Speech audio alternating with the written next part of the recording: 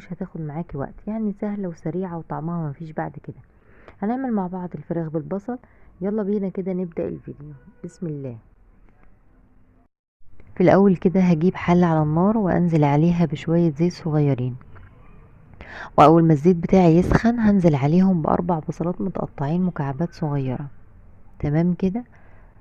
هبدأ بقى كده اشوح البصل بتاعي على النار وايدي تبقى فيه على طول علشان البصل ما يحمرش من جهة وجهة. لا، انا عايزه البصل بتاعي يا دوب يدبل، مش هحمره ولا اغمقه، يدبل بس، يعني لونه يوصل كده لايه، للون الابيض الشفاف ده.